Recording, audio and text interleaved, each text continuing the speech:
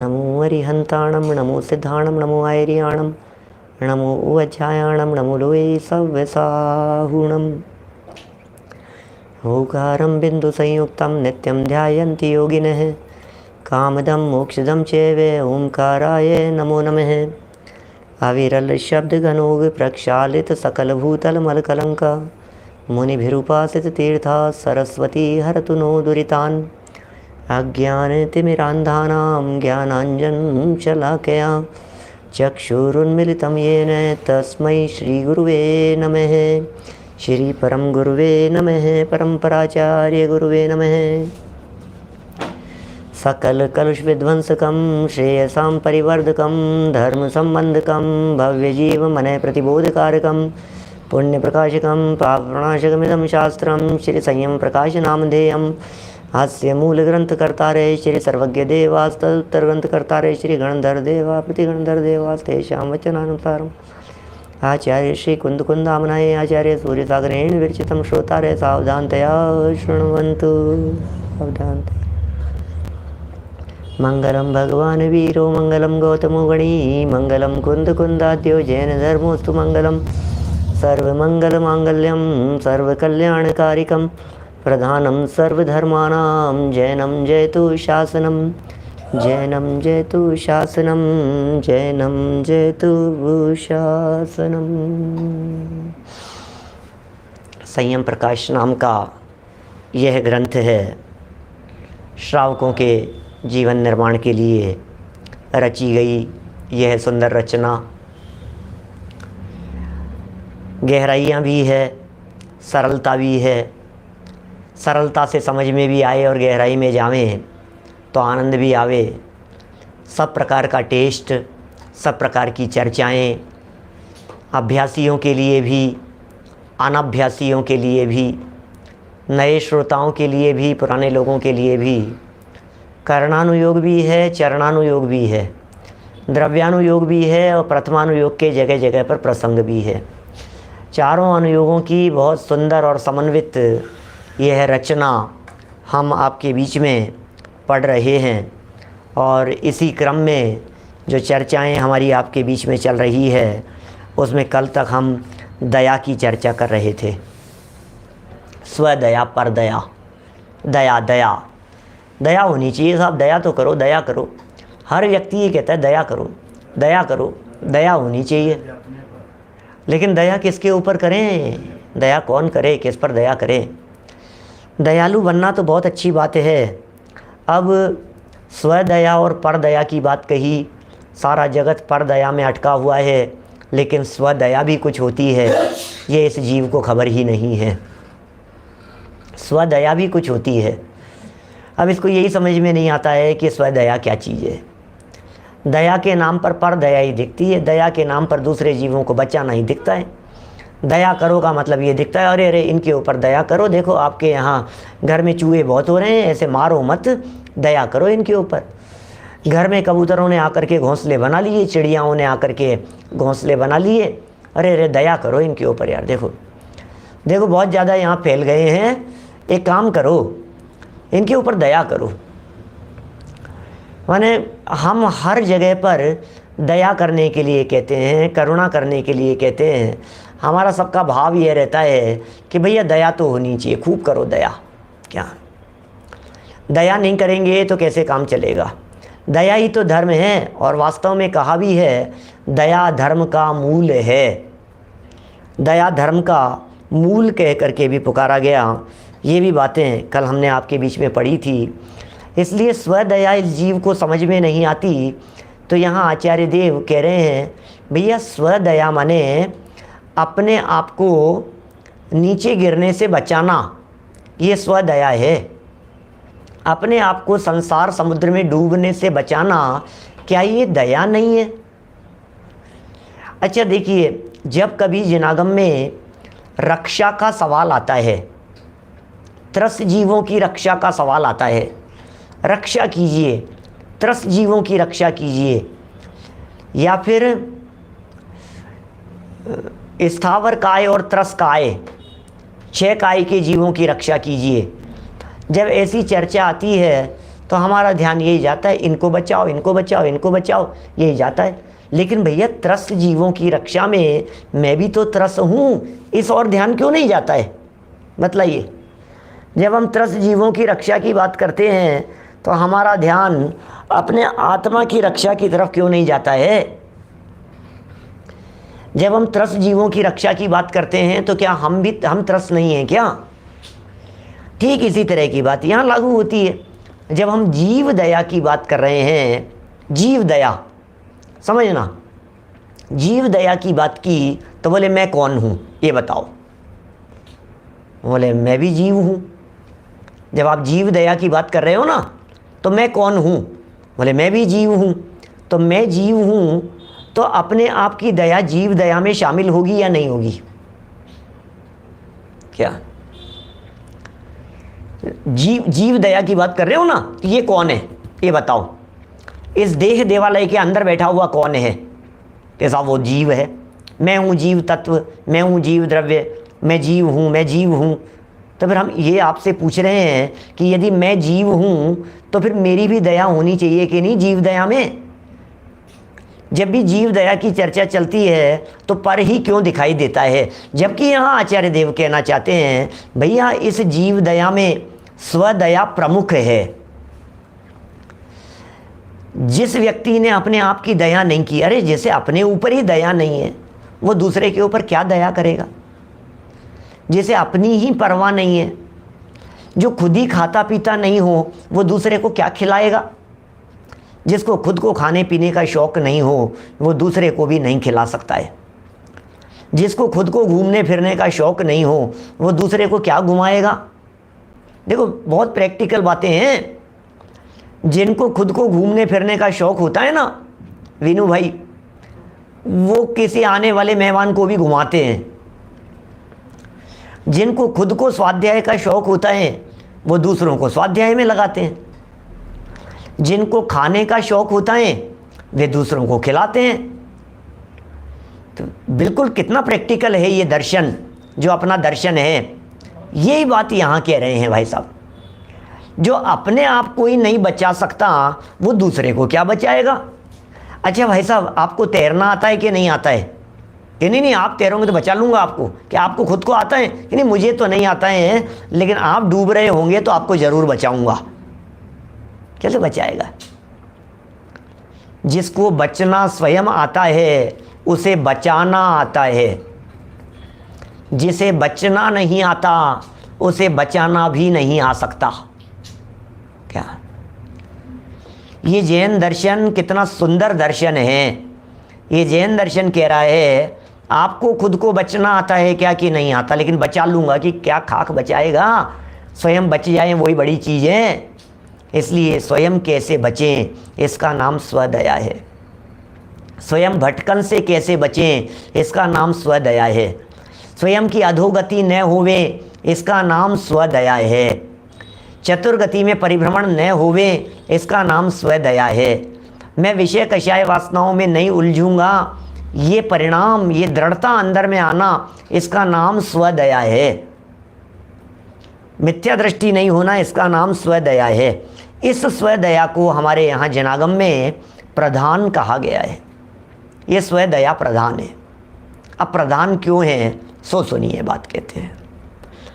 Page number 137, प्रधान क्यों है? स्वदया को प्रधान क्यों कहा गया है? इसमें कारण का निर्देश करते हैं। कारण क्या है? रागाद्य शुद्ध भावानां सद्भावे बंध एव ही न बंधस्तद सद्भावे तद्विधेधाय क्रियात्मनि। रागाद्य शुद्ध भावानां सद्भावे बंध एव ही न बंधस्तद सद्भावे तद्विधेया क्रियात्मनि। रागादि अशुद्ध भावों के रहते हुए बंध ही निश्चय से होता है। अब रागादि भावों के रहते हुए निश्चय से तो बंध ही होता है, और उन भावों के नहीं होने पर बंध नहीं होता। क्या? रागादि अशुद्ध भावों के रहते हुए बंध का निश्चय होता है। रागादि अशुद्ध भावों के रहने पर बंध होता है, और उन भावों के नहीं होने पर, रागादि भावों के नहीं होने पर बंध नहीं होता है। इसलिए ऐसी कृपा आत्मा में अवश्य करनी चाहिए। अपने आप पर कृपा करो कि मेरे को बंधन नहीं होवे, अपने आप पर कृपा करो कि मैं बंधू नहीं, अपने आप पर कृपा कीजिए कि मुझे बंधन में नहीं पड़ना पड़े। क्या दया ही नहीं है अपने आप के ऊपर? अरे तू हमारे ऊपर नहीं, अपने आप के ऊपर तो दया कर बेटा। तू उछल कूद कर रहा है, गिर जाएगा, लग जाएगी, चोट लग जाएगी। हमारे ऊपर नहीं सही, अपने आप पर तो दया कर। हमारे कहने से मत मान, लेकिन तू खुद तो थोड़ी बहुत तो बुद्धि रख। गिर जाएगा तो क्या होगा, भी पड़ा रह जाएगा। चक्कू से खेल रहा है, कैंची से खेल रहा है, टेबल के ऊपर उछल कूद करता है, चढ़ता है। हमें कितने विकल्प आते हैं कि आप गिरोगे तो बचा लूंगा। अरे तू खुद बच जा। ये बात यहाँ कह रहे हैं। तो रागादि भावों से आत्मा को बंध होता है। राग से आत्मा को बचाना है, विभाव से आत्मा को बचाना है, मिथ्यात्व से आत्मा को बचाना है, उल्टी मान्यता से बचाना है।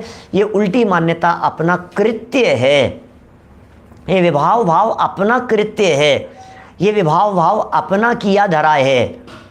विभाव भाव क्या चीज़ है? अपना किया धरा है। इसलिए जो विभाव भाव है, इस विभाव भाव से दृष्टि हटाओ।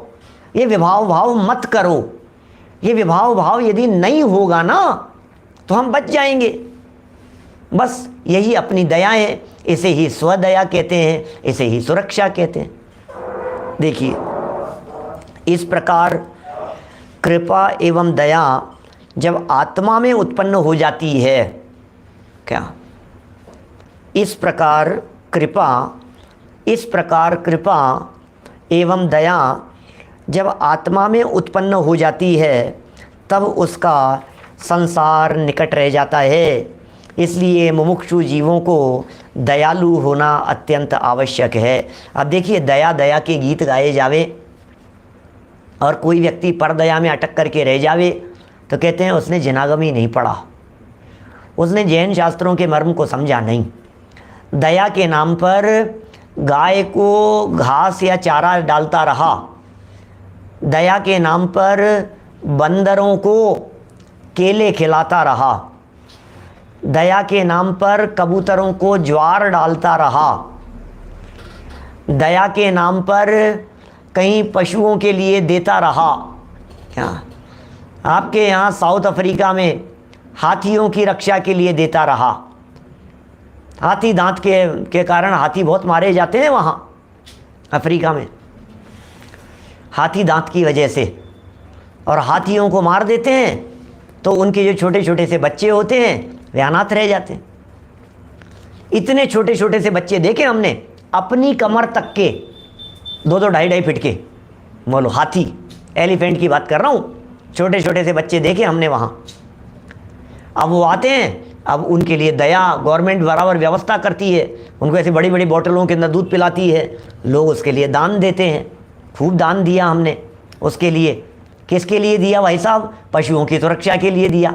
अनंत काल हो गया, अनंत काल औरों की, पर जीवों की दया पालते हुए यहाँ ये कह रहे हैं भैया दयालु होना ये मुमुक्षु का कर्तव्य है। क्या मुमुक्षु को दयालु होना ही चाहिए।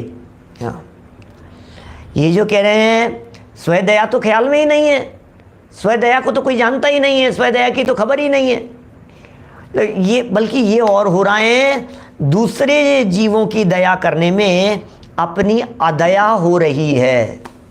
क्या ये होश नहीं है? थोड़ी सी खतरनाक बात हो गई, विचारणीय बात है, लेकिन विचार करना चाहिए भाई। चलिए, क्योंकि बिना दया के उसके श्रावक धर्म की पात्रता नहीं होती, इसलिए श्रावक धर्म की पात्रता के लिए दया होना जरूरी है। दया कीजिए, अपने आप पर दया कीजिए। और अपने आप पर दया की हमने व्याख्या कर दी, आपके बीच में हमने समझा दिया अपने आप पर दया का मतलब क्या होता है। अपने आप पर दया का मतलब ये होता है भूखों को भोजन देना नहीं, लेकिन ये दया मानता है व्यक्ति। अच्छा चलिए, इससे ही समझाता हूँ निर्मल चंद जी साहब। भूखों को भोजन देना इसे दया समझता है, और खुद के भूखे रहने को बोलो, भूखों को भोजन कराना यदि दया है तो मैं भी तो भूखा हूं, मुझे भोजन कराना कि नहीं कराना, कि मुझे भी तो भोजन करना पड़ेगा। अब बात समझ में आ गई होगी कि हाँ यार बात तो सही है। औरों को भोजन कराने में लग गए और क्या हुआ कि कैसे हुई इनकी मौत, बोले भूख से मौत हो गई। कि कर क्या रहे थे कि औरों को भोजन करा रहे थे। कैसे हो गया है? सारी दुनिया को भोजन कराते कराते भूख से मर गया। अहो आश्चर्य। औरों को भोजन कराने वाला व्यक्ति, निरंतर भोजन कराने वाला व्यक्ति स्वयं भूख से मर जावे, इससे बड़ा कोई आश्चर्य नहीं हो सकता है। इसका सीधा सा अर्थ यह निकला कि हमें सबसे पहले स्वयं भरपेट भोजन कीजिए, उसके बाद में दया करके अन्य लोगों को भोजन कराइए। क्योंकि यदि स्वयं ने भोजन नहीं किया तो और लोगों को भोजन कराने लायक नहीं बचेंगे। जो स्वयं अमृत का स्वाद लेते हैं वे औरों को अमृत का रसास्वादन कराते हैं। हमारे वीतरागी संतों ने मुक्ति का मार्ग बतलाने के पहले स्वयं मुक्ति के मार्ग पर चले हैं, तब जाकर के मुक्ति का मार्ग उन्होंने बताया है। ज्ञान अमृत का पान करने वालों की चर्चा चल रही है यहाँ पर। देखिए आगे बढ़ते हैं। अधर्मी जीवों के संदर्भ में दया वाला चैप्टर यहीं क्लोज हो गया। क्या आगे बढ़ें। अधर भी अधर्मी नहीं है, अधर भी अधह भी, दो शब्द हैं यहाँ बोरीचा जी। अधह भी मतलब है भीरू, और अधह माने हैं पाप। अधह कर्म पाप कर्म, अधह प्रवृत्ति खोटी प्रवृत्ति, अधह माने नीचे। तो अधर भी अर्थात पाप भीरू। क्या पाप भीरू, पाप से डरने वालों को अधर भी कहते हैं। पाप से डरना चाहिए। आपको पाप से डर लगता है कि नहीं? यदि नहीं लगता है तो पाप से डरिए तो सही। लेकिन पाप से डरना किस लिए? कि पाप से छूटकर अपने आत्मा में समा जाने के लिए। देखिए, जो हिंसा, झूठ, चोरी, कुशील, परिग्रह, 5 पाप हो गए। जुआ, मांस भक्षण, मदिरापान, शिकार प्रवृत्ति आदि बुरे काम, सप्त व्यसन हो गए। इन कामों से डरता है उसे पाप भीरू व पापों से डरने वाला कहते हैं। बोलो। अधर भी है ना, अधर्म भी कह सकते हैं आलोक जी भाई साहब, लेकिन मां नहीं है बीच में तो अधह हो जाएगा। जो रह है ना ये क्या कर सकते हैं, यदि कहीं की सूक्ति है तब तो अलग बात है। अधर्म भी है, अधर्म माने पाप, और भी का अर्थ भीरू, तो अधर्म भी है ऐसा कह सकते हैं अपन। लेकिन यदि इसका ही संधि विच्छेद करें जो किताब में लिखा है, अधर्म तो नहीं लिखा है नए एडिशन में, किसी में अधर्म तो नहीं लिखा है ना। अधर भी,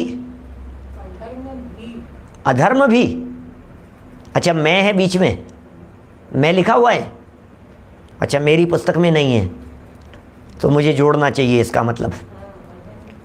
ठीक है, अधर्म लिखा है तो ठीक है, अधर्म शब्द हो गया और भी हो गया, इसका मतलब अधर्म से डरने वाले। लेकिन यदि जो पुराने एडिशन हैं, जो मेरे पास में जो पुरानी वाली पुस्तक है उसमें अधह भी लिखा हुआ है, क्या अधर भी लिखा हुआ है, तो अधह और भी माने भीरू। अधर्म भी, अधर्म माने भी पाप होता है, अधह माने भी पाप होता है। चलिए दोनों तरह से अर्थ निकल सकते हैं। म शब्द जोड़ लेना चाहिए जिनकी पुस्तकों में नहीं हो। देखिए 5 पापों के नाम कह दिए, सप्त व्यसनों के नाम कह दिए, और फिर उसके बाद में कह दिया पाप भीरू, पापों से डरने वाला कहते हैं। कौन?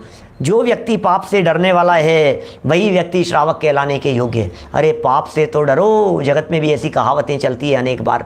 अरे भैया हमसे मत डरो, भगवान से तो डर, पाप से तो डर, क्या खोटे काम से तो डर। अरे हमसे तो मत डर, लेकिन कोई बात नहीं, पुलिस से तो डर भाई, पुलिस जेल में डाल देगी। हमसे तो नहीं डर, लेकिन इस बात से तो डर कि तुझे उम्र कैद हो जाएगी, इस बात से तो डर कि तुझे फांसी हो जाएगी। क्या करें, लेकिन ये डरता ही नहीं। समस्या क्या है, नरक निगोदों की चर्चाएं चलती हैं, उससे इसको कोई डर लगता नहीं है। तिर्यंचादी गतियों की चर्चा चले, उसमें भी इसको डर नहीं लगता है। कहता क्या डरना है, हाँ ठीक है, हाँ ठीक है। किसने देखा नरक, किसने देखी तिर्यंच गतियाँ, अब क्या करें। तो उसे दिखा रहे हैं। पाप से छुड़ाने के लिए उमा स्वामी आचार्य प्रेरणा दे रहे हैं। तत्वार सूत्र 7वें अध्याय की ये पंक्ति है, जिसे यह निश्चय है कि हिंसा दिश्व्याम उत्तरापाया वद्य दर्शनम दुखमेव वा। क्या कह रहे हैं,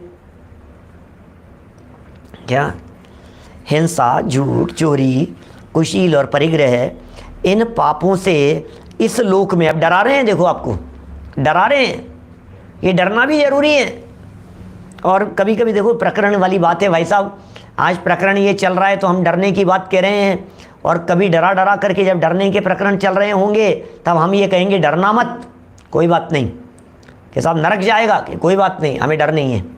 नरक जाकर कभी डर नहीं है कि हाँ डर नहीं है, कि क्यों नहीं है, क्योंकि मोक्ष जाने के पहले यदि नरक पर्यायें भी हमारे बीच में आ गई तो हमें किस बात का डर, कोई बात नहीं। क्या बात कर रहे हो आप। फिर हम कहेंगे 7 भयों से मत डरो, इस लोक संबंधी भय भी नहीं और परलोक संबंध भी डर मत रखो, परलोक का भी डर मत रखो, ये कह रहे हैं। अब क्या क्या बातें हैं, जनागम में नाना विवक्षाओं से चर्चाएं की गई है। कभी कहेंगे डरना किस चीज़ से, मैं क्यों डरूं भाई साहब, मैं नहीं डरता किसी से भी। नहीं डरो, डरना चाहिए। डरेगा नहीं तो जाएगा क्यों, मोक्ष कैसे जाएगा, डरेगा नहीं तो मुक्ति मार्ग पर कदम कैसे बढ़ाएगा, इसलिए डरना जरूरी है। और डरता ही रहेगा तो काम नहीं चलेगा। कर्म पुलिस से केयरफुल रहना पड़ेगा अवनीश भाई, बिल्कुल ऐसा ही है। कर्म रूपी जो पुलिस वाले हैं, या ऐसा भी कह सकते हैं कर्म रूपी लुटेरे कहते हैं, कभी कर्म रूपी पुलिस वाले कहते हैं। पाप करेंगे तो कर्म रूपी पुलिस पकड़ लेगी, उससे हमें डरना चाहिए। इसलिए कभी डरने की बात कहते हैं, और कभी ये भी कहते हैं क्या हो गया यार, तो ये नरक में जाना है तो चले जाना, क्या फ़र्क पड़ गया उसमें। अच्छा बतलाइए, सम्यक दृष्टि ज्ञानी जीव को यदि नरक आयु बंधी हुई है, बाद में सम्यक दर्शन ले लिया है, तो उसे कितना डर होता होगा। निर्मल चंद जी साहब बोलो। एक व्यक्ति नरक आयु बंध गई, पहले बंध गई उसको नरक आयु, और बाद में उसे हो गया सम्यक दर्शन। क्या राजा श्रेणिक जी की बात करें, पहले उसको नरक आयु बंध गई राजा श्रेणिक को, और बाद में राजा श्रेणिक को सम्यक दर्शन की प्राप्ति हो गई। सम्यक दर्शन क्यों, बाद में तीर्थंकर कर्म प्रकृति भी बंध गई। अब तीर्थंकर कर्म प्रकृति भी बंध गई, अब वे समव शरण में बैठे हुए हैं, भगवान महावीर स्वामी के समव शरण में।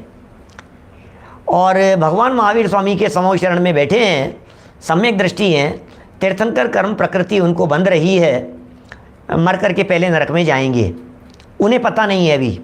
अब दिव्य ध्वनि में उन्होंने पूछा, या दिव्य ध्वनि में किसी ने पूछा कि बतलाओ साहब महाराजा श्रेणिक कहाँ जाएंगे। 7 भाव दिख जाते हैं ना, क्या 7 भाव दिख जाते हैं, ठीक है ना। इनको तो 6 ही दिख रहे होंगे, क्यों। राजा श्रेणिक जी को समव शरण में कितने भाव दिख रहे होंगे, 3 भूतकाल के, 1 वर्तमान का, 4, 1 नरक का और फिर तीर्थंकर का, महापद्म महाराज का, 6 भाव दिख रहे होंगे उनको। अब मुझे सिर्फ इतना सा ये कहना है कि ये जो व्यक्ति हैं राजा श्रेणिक, इनको नरक जाने का डर होगा या नहीं होगा। अब नहीं है कोई डर, अरे क्या करना है, क्योंकि भगवान के ज्ञान में झलक रहा है नरक जाना ही है, कोई बात नहीं, वाया नरक हो करके हम भरत चित्र के तीर्थंकर बन जाएंगे, खत्म। क्या करें, काई का, किससे डरें, और डर डर करके होगा क्या। सुनिए, यदि उन्हें नरक का डर लगने लग जाए तो वो सम्यक दृष्टि नहीं हो सकते। क्या मतलब पंडित जी साहब, समझ में नहीं आई, थोड़ा सा और खुलासा कीजिए, क्या कहना चाहते हैं आप। कि हाँ जी सुनिए, यदि वे नरक से डरने लग जावें तो वे सम्यक दृष्टि नहीं हो सकते। कि कारण बतलाइए। कारण ये कि सम्यक दृष्टि को 7 भय नहीं होते, सम्यक दृष्टि को परलोक भय नहीं होता, जिसे परलोक भय होगा वो सम्यक दृष्टि कैसे होगा? बोलो, पहला ही वाक्य है अपने, सम्यक दर्शन प्राप्त करेंगे सप्त भयों से नहीं डरेंगे।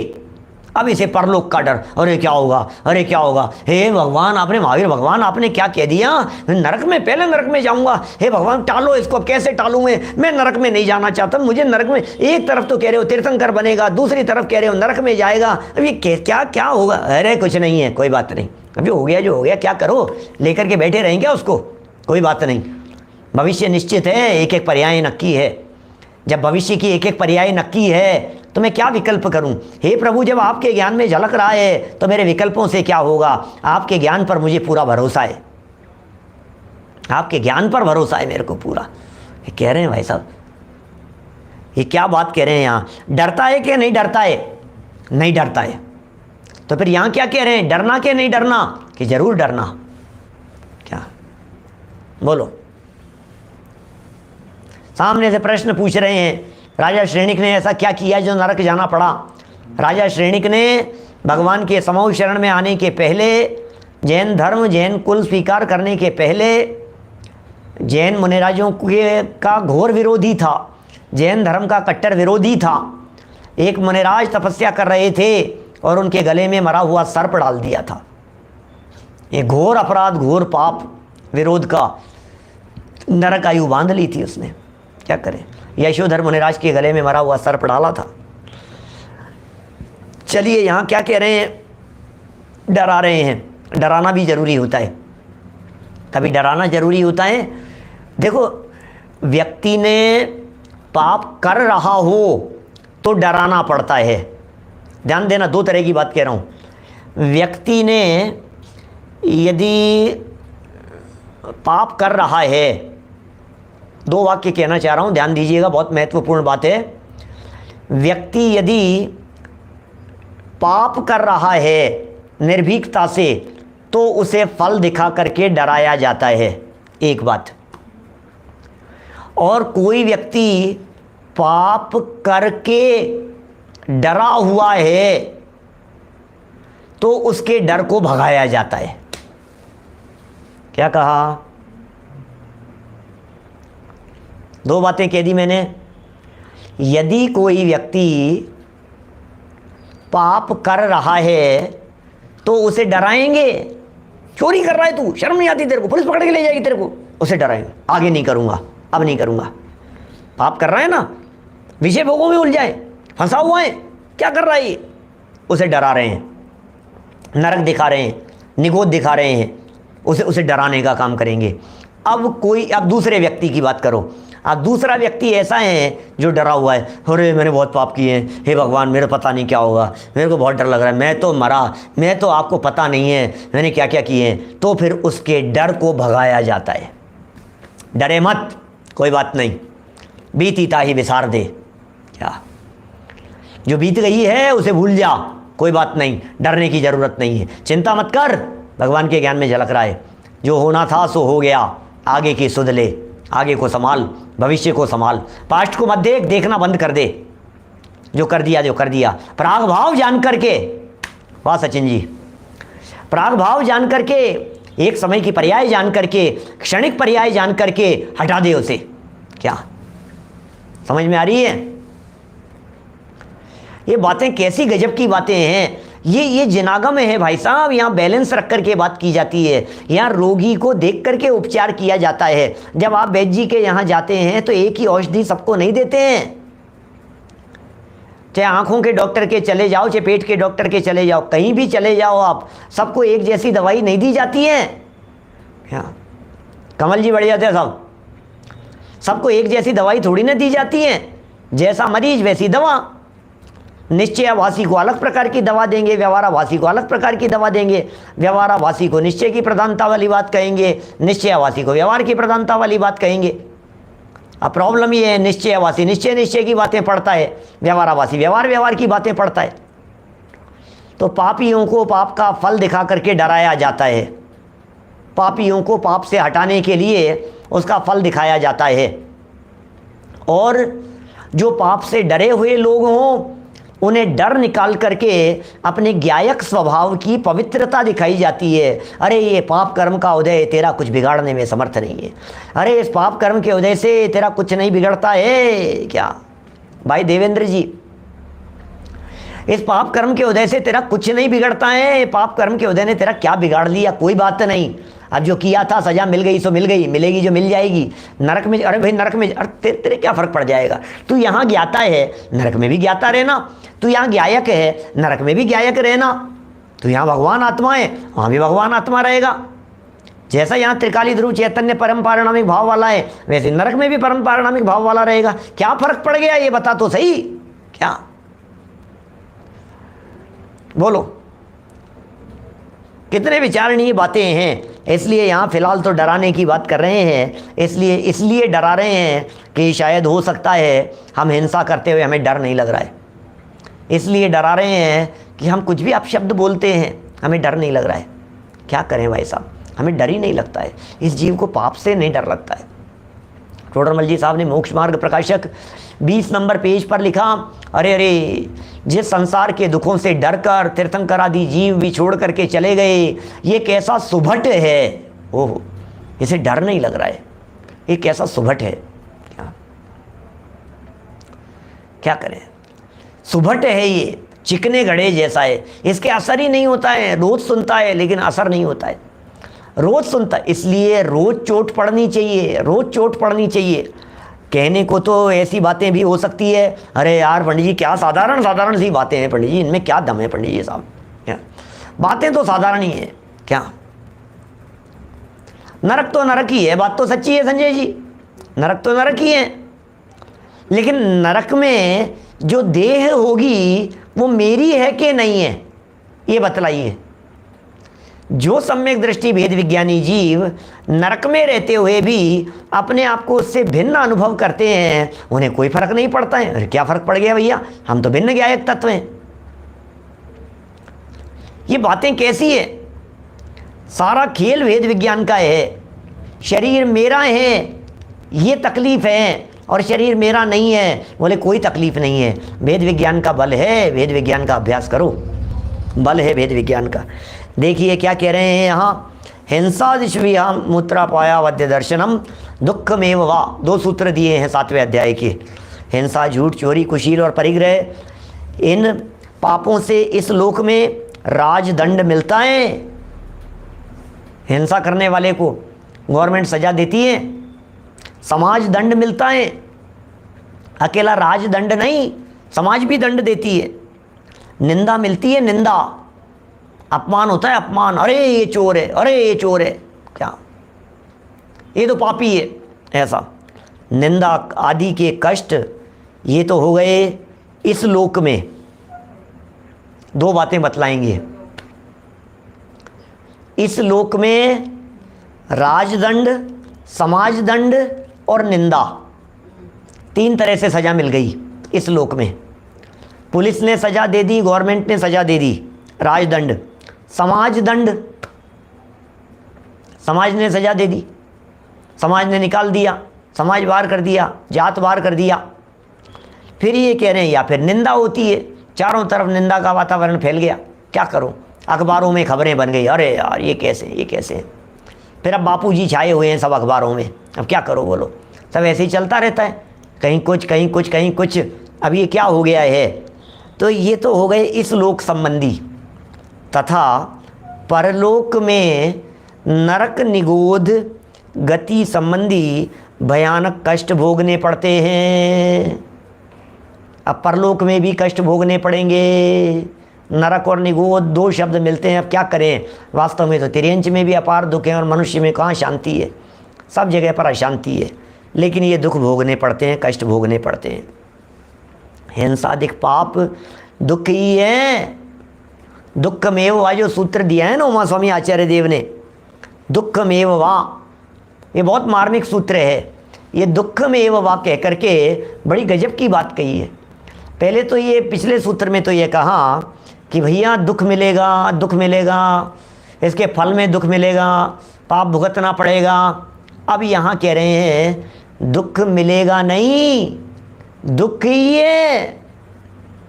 हिंसा करने से दुख भोगना पड़ेगा, झूठ बोलने से सजा मिलेगी, नहीं, झूठ बोलना ही कष्ट है। चोरी करेगा तो कष्ट भोगना पड़ेगा, बोले नहीं, चोरी करना ही कष्ट है। करो, चोरी करो, फिर बतलाओ चोरी करते समय आपका परिणाम कैसा चल रहा था। और मुझे डर लग रहा था, करूं कि नहीं करूं, कोई आ नहीं जाए, घबराहट थी। तो ये चोरी करना ही दुख है। हिंसा करने के बाद में दुख भोगना पड़ेगा क्या? हाँ, नरक निगोद वो तो है ही। ये कह रहे हैं हिंसा जो की है ना, अभी जो कर रहा है, ये करने में ही दुख है।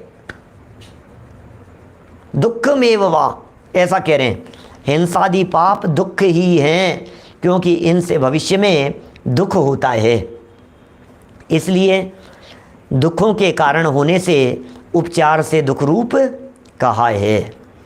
इसलिए जो व्यक्ति पाप से भीरू है, भीरू माने भयभीत हैं, वह ही श्रावक धर्म का अधिकारी है। जो पाप से भयभीत है वही श्रावक धर्म का अधिकारी है। चलिए आगे बढ़ते हैं, श्रावकों के कुछ अवान्तर भेद बतलाते हैं।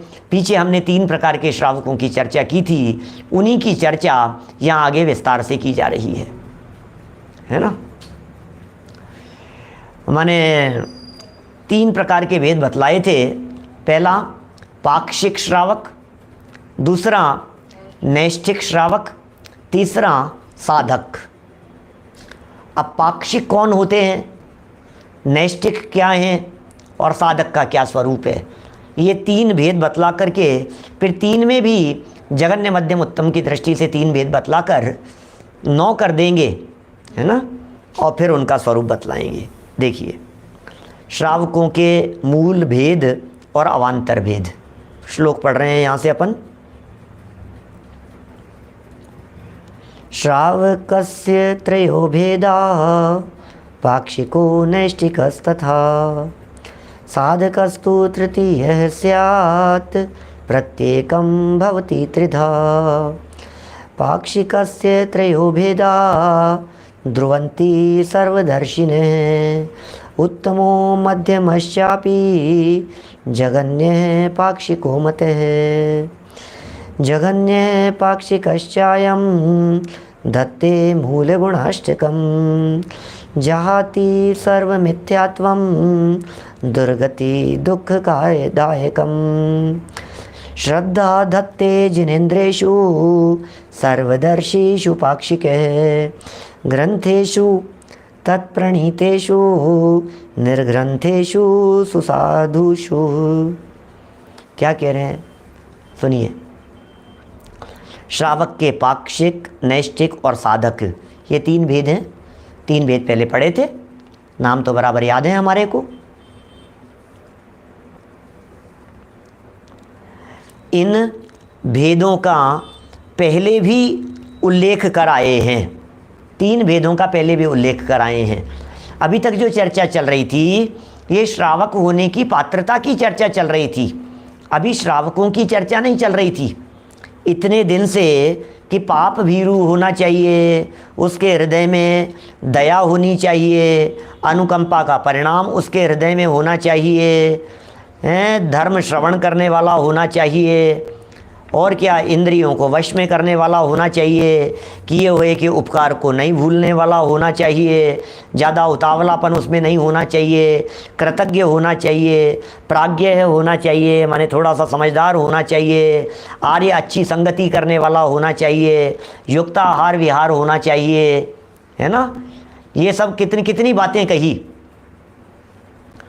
मैंने पहले थोड़ा सा बहुत हल्का हल्का बतलाया था, मैंने पाक्षिक, नैष्ठिक, साधक के संदर्भ में बहुत एक 2 लाइन में मोटा मोटा सा बतला दिया था, हल्का सा। फिर बतलाया श्रावक कौन कौन होने चाहिए, श्रावक होने की पात्रता योग्यता कैसी कैसी होती है, फिर वो सब बतलाते गए, वो कर्तव्य बतलाते गए, है ना। अब ये आगे चल कर के ये थोड़ा सा इसके संबंध में बतला रहे हैं। देखिए, श्रावक के पाक्षिक, नैष्ठिक और साधक ये 3 भेद हैं। इन भेदों का पहले भी उल्लेख कराए हैं, और प्रत्येक के उत्तम, मध्यम और जगन्य ये 3 भेद हैं। पहले तो बतलाए ही हैं, है ना। इनके संबंध में थोड़ी बहुत चर्चा तो पहले की ही है। अब जितना जो ये लिख रहे हैं तो देख रहे हैं। प्रत्येक के उत्तम मध्यम जघन्य ये 3 भेद हैं। जैसे पाक्षिक के 3 भेद करो, उत्तम पाक्षिक, मध्यम पाक्षिक, जघन्य पाक्षिक। नैष्ठिक के 3 भेद करो, उत्तम नैष्ठिक, मध्यम नैष्ठिक और जघन्य नैष्ठिक। साधक के 3 भेद करो, उत्तम साधक, मध्यम साधक, जघन्य साधक। ठीक है ना। अतएव 3 × 3 = 9। ये 9 भेद चारित्र पालन की दृष्टि से श्रावक के सर्वदर्शी तीर्थंकर भगवान ने कहे हैं। क्या सर्वदर्शी तीर्थंकर भगवान ने सबको देखने वाले, सबको जानने वाले ऐसे तीर्थंकर परमात्माओं ने ये भेद कहे हैं।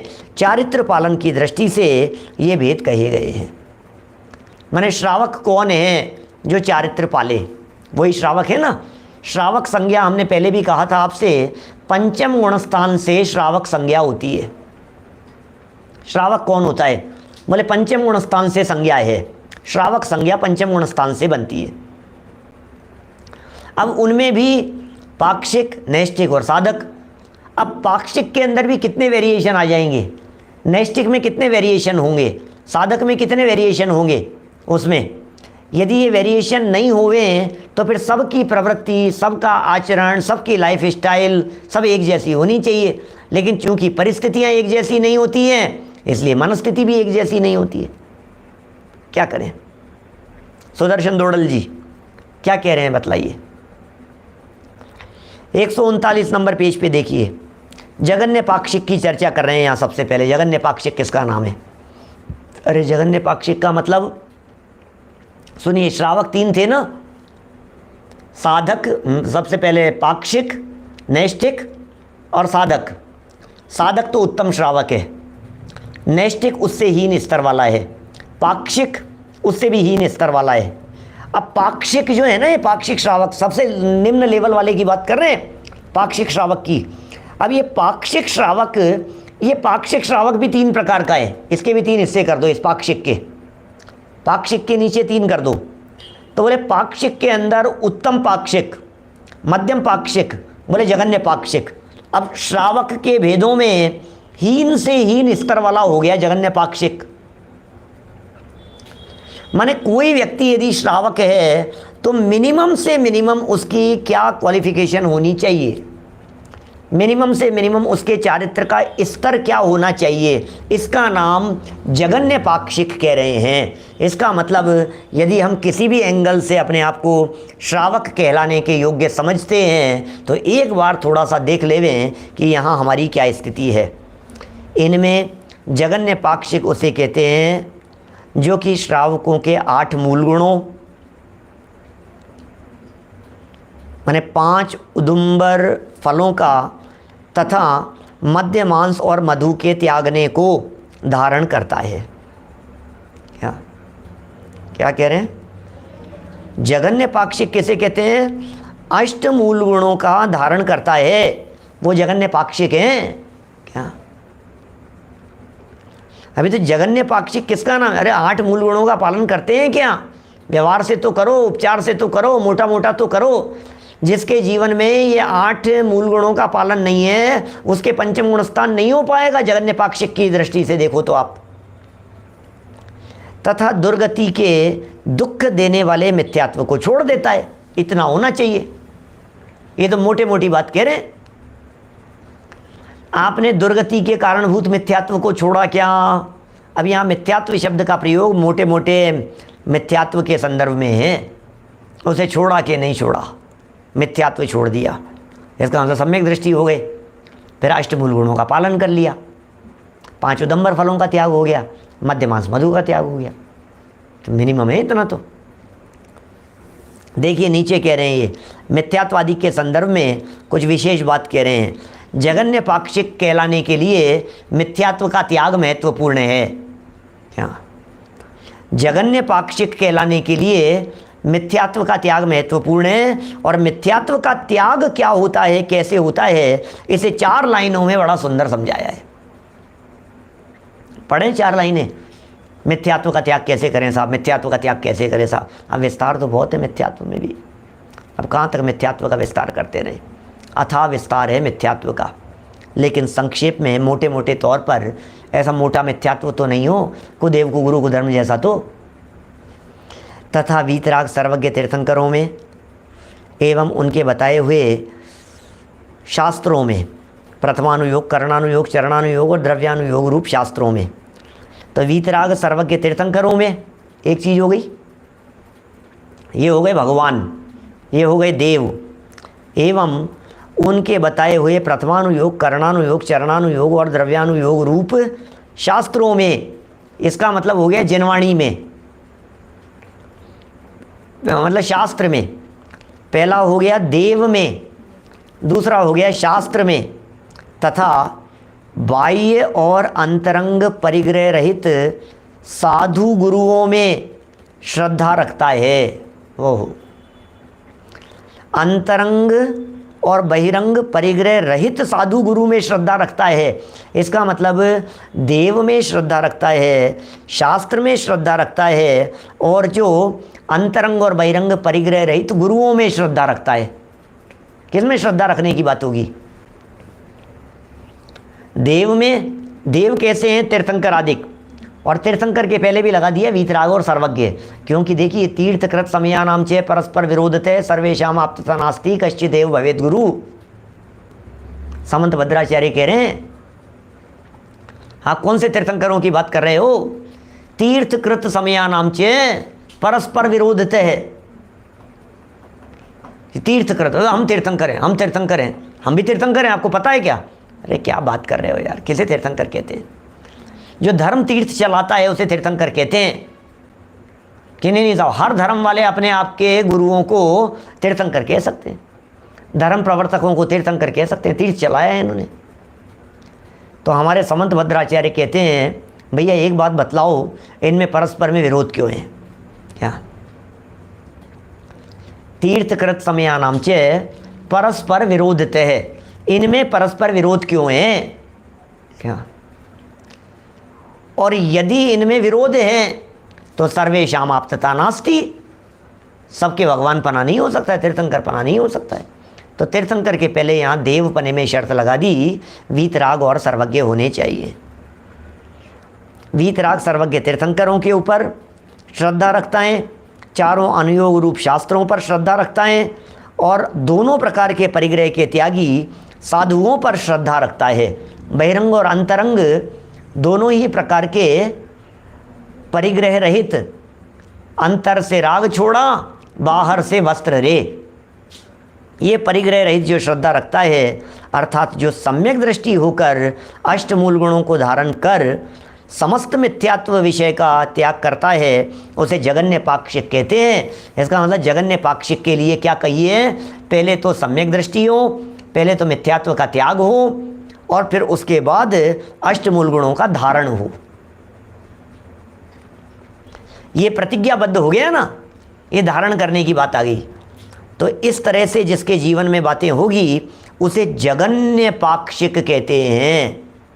एक बात और समझ लीजिए, चाहे पांचवा गुणस्थान हो, चाहे छठा सातवां गुणस्थान हो, इसके लिए हमारे यहाँ जिनागम में इस प्रकार की बात कही है। जिनागम हमारा यह कहता है, जनवाणी की ये कहनी है ये बात, कि आप पहले आचरण होगा और बाद में उसके वो गुणस्थान होगा। जैसे पंचम गुणस्थान होने के लिए, पाक्षिक श्रावक होने के लिए, जगन्य पाक्षिक श्रावक होने के लिए अष्ट मूल गुणों का पालन पहले होगा और बाद में वो गुणस्थान होगा। जैसे मुनि अवस्था के लिए बोले बाहर में वेश पहले होगा और फिर वो भूमिका आगे बनेगी, गुणस्थान सातवां होगा। तो इसलिए कोई व्यक्ति ये नहीं समझे कि मैं पहले तो सम्यक दर्शन लूँगा तब मांस खाना छोड़ूंगा, सम्यक दर्शन लूँगा तो फिर शराब पीना छोड़ूंगा। अरे क्या बात कर रहा है भाई? शराब पीते पीते किसी को सम्यक दर्शन नहीं होता, मांस खाते खाते किसी को सम्यक दर्शन की प्राप्ति नहीं होती है। पहले त्याग करना पड़ेगा। जब तक पहले त्याग नहीं करेगा तब तक सम्यक दर्शन की प्राप्ति की पात्रता भी नहीं होगी और पंचम गुणस्थान की पात्रता भी नहीं होगी। तो इस तरह से ये जगन्य पाक्षिक संबंधी अपन ने यहाँ बात देखी है। श्रावकों के अष्ट मूल गुणों का कुछ पृष्ठों में बड़ा सुंदर निरूपण किया है। कई कहानियाँ भी सुनाई है, प्रसंग भी बतलाए हैं, घटनाओं के उल्लेख भी किए हैं, कौन सी नगरी में किसके साथ में क्या क्या हुआ था। ये प्रथमानुयोग की स्टाइल भी यहाँ मुखरित हुई है। कल इस प्रकरण को और आगे बढ़ाएंगे। अभी की बात को यहीं विराम देते हैं। जनवाणी स्तुति। जावाणी के ज्ञान ते सूझे लोकालोक, सोवाणी मस्तक नमो सदा देत हूँ ढोक, सदा देत हूँ ढोक। 9 बार नमोकार मंत्र, उससे पहले आपको पता ही है हमारे शिविर की सूचना और उसके लिए रजिस्ट्रेशन आदि की प्रक्रिया, बराबर आप उन सब चीज़ों का लाभ लेते रहें। 9 बार नमोकार मंत्र। नमो हरिओम। नमो सिद्धांत।